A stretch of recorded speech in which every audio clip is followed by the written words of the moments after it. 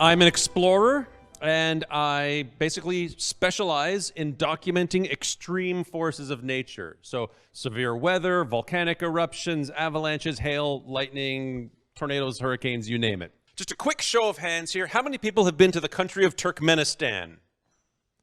What? No one? Surprise, surprise. Turkmenistan is a Central Asian nation just north of Iran, and it gets 1/3 of the tourists that North Korea gets every year. So, you know, it's a real hot spot. Well, actually, parts of it are a real hot spot. You may have seen this place featured by John Oliver recently on Last Week Tonight. It's a place called Darvaza, which means doorway. The locals call it the doorway to hell. And it is a flaming pit of methane gas, 100 feet deep, 230 feet across. I was expedition leader for a National Geographic expedition to go here and take samples from the bottom to see if there was any kind of extremophile bacteria living at the bottom.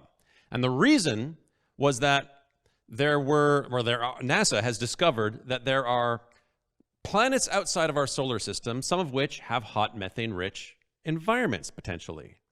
Well, if we can find life here, then it could give us clues as to where we might want to look for life outside of our solar system. So my pitch to National Geographic was, I'm going to be looking for alien life here on Earth, right? And they loved it. So I got a science grant from the Nat Geo Society. I had a TV crew with me from National Geographic Television. We were all set to make a TV show, which they decided to name Die Trying. So it took almost 1.5 years of planning and preparation just to get permission to go to Turkmenistan. It's one of the most closed nations in the world with one of the worst records for human rights and also for press freedom. We were spied on the entire time we were in the country. It was a real challenge. But once we finally made it there, we spent a week camped out beside this crater in the middle of the Karakum Desert. And there's 2 ways that you could gather samples from the bottom here. You could send a robot down inside to gather samples and then haul it out. But where's the fun in that? Or you can do it the old-fashioned way. So we spent a week there, and what we discovered was the heat coming up the sides was recirculating and dropping down. The cooler air was dropping down in the center. Right? Now, the reason why it's burning was, well, they were drilling for natural gas. The drilling rig collapsed into this sinkhole. And, well, they decided that if we light it on fire, it'd probably burn off in a couple of days. That was in 1971. Still burning today. So the plan was, we know the cooler air is dropping down in the center. The hotter air is coming up on the sides. We stretched fire-resistant ropes across the entire span of the crater, pulled them tight, and then I put on my heat-reflective aluminized suit, which you would wear if you worked in a steel mill. I've actually owned 3 of them. The first one I bought used on eBay years ago for doing volcano expeditions. Never buy used safety equipment on eBay. Just a little bit of advice there. And then I had to get a custom climbing harness made out of Kevlar, which is the same material they use for bulletproof vests, because a regular climbing harness would have melted. Self-contained air, full face mask, the whole 9 yards. And let me tell you, when you're standing at the edge of something called the doorway to hell, and you've got a TV camera stuck in your face, and you know that you have lots of people depending on you to make this happen, and a lot of money's gone into it, and you have to put all your weight onto that rope and trust your team and trust your equipment to do something that no human has ever done before. So we have no precedent for doing this. It was extremely challenging, and one of the turning points in my career as an explorer, that one step. And then once your weight is on that rope, you go out on pulleys to the very center, and then I was able to rappel down 100 feet, set foot at the bottom. Now the clock is ticking. I had 17 minutes worth of air. That's it.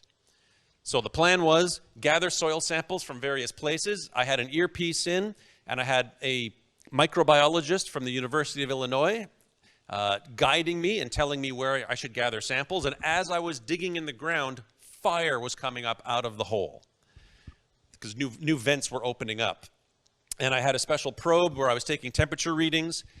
The hottest temperature I measured at the bottom of the ground was 400 Celsius. So pizza oven hot.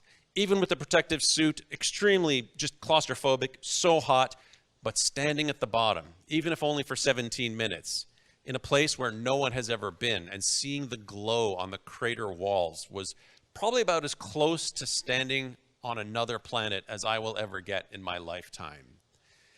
And then all my alarms started going off.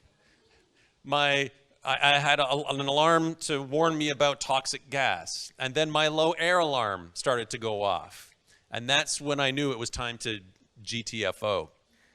So the rope rig was designed in such a manner so that I could be in control of my own descent, but even if I were unconscious, my team could haul me up and out of the crater. And that's exactly what they did. My air was literally down to the last few moments by the time they hauled me out. And as terrifying as it was to step off and put your weight onto that rope, one of the best feelings in the world is when your friends grab you and haul you out of something called the doorway to hell. And you're back on solid land. And this image has been up on the screen for quite a few minutes now, and have you spotted me yet? Just to the right of the flame. There we go. 17 minutes to the bottom, almost 2 years worth of planning and preparation, but did we find anything? Yes.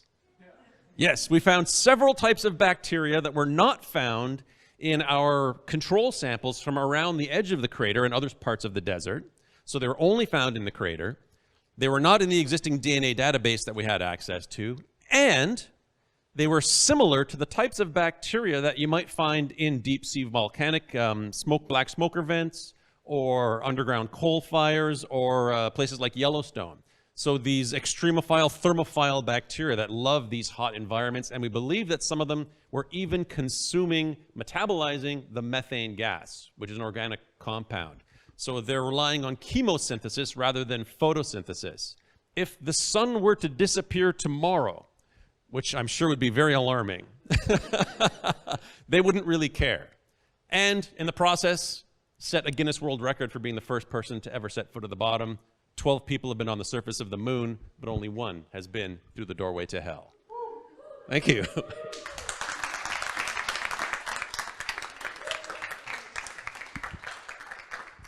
Do they know where all this methane's coming from, and is it expected to run out anytime soon? The main export in Turkmenistan is natural gas. So they sell it to Iran, China, and Russia. They have large reserves of it, and they make a lot of money off of it. The capital, Ashgabat, has the highest concentration of marble-clad buildings in the world. They spend all this money on Italian marble to clad all of the government buildings so they're all white and beautiful. And they give you incentives to drive a white car. It's such a weird country. It's like Las Vegas meets North Korea. So there's no, like it's been burning for 50 years. Like it really is. It's bizarre. I was just there 3 weeks ago revisiting the crater. The flames have not gone down at all. And who knows, it could burn for hundreds and hundreds of more years. They've now installed a fence around it, which obviously I wasn't a big fan of that, but I kind of understand it, because I guess they don't want a second person going in by accident. So 2 years of prep before you step on to the doorway to hell. What's next? What's next? Oh, well, I just got back again from visiting this place. I'm planning a big volcano expedition in Nicaragua in November, and we'll see what else happens after that. The reason why I was able to sort of pull this off was because of my tremendous experience doing volcano expeditions and rappelling down sometimes 1,200 feet into the bottom of craters around the world in Congo, Vanuatu, Ethiopia, places like that. And some of these craters are deeper than the Empire State Building is tall. So I got a lot of experience taking ropes into really extreme environments. So Nat Geo trusted me to do this, the fools. How did you make sure that you weren't contaminating your samples? I guess it's editing. Yeah. How do I make sure that we weren't contaminating the samples? Well, we had, yeah, it's tricky. We had sterile sample containers, as sterile as we can get given the circumstances, right? So the way we actually did the science there is we tried to keep everything as clean as we could, obviously. And then the microbiologist was able to have sort of a half of a lab set up in his tent on site where he could stabilize the samples for transport at room temperature. And then he did all the DNA sequencing in Chicago. So we couldn't bring the whole lab with us, so we brought a partial lab, stabilized them, and then sort of did it from there. But the most interesting part was that we didn't find these bacteria in the control samples. So that really was the telltale thing for us. We have no idea how they got there. They shouldn't be there. Like, this crater has not been around long enough for these bacteria to evolve in this environment. But we have no idea how they got there. So again, once you find the answers, you get 100 more questions. So maybe I have to go back. I have a question for you, George. Yes? How did you train for this expedition? Okay, so there's two really important things that I did to train for this expedition. Number one, we practiced the rope rigging setup across the Elora Gorge, which is a perfect spot to do it. It's about the same distance, and my rope rigging guy, who set up all the ropes with me, lives like 5 minutes away, so it was perfect.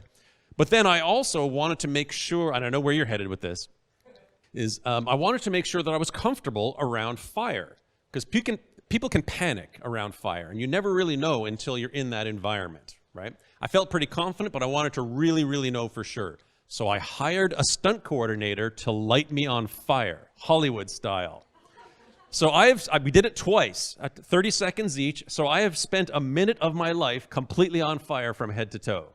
And didn't panic, everything went very smoothly, and then 2 days later, I was on a plane to Turkmenistan.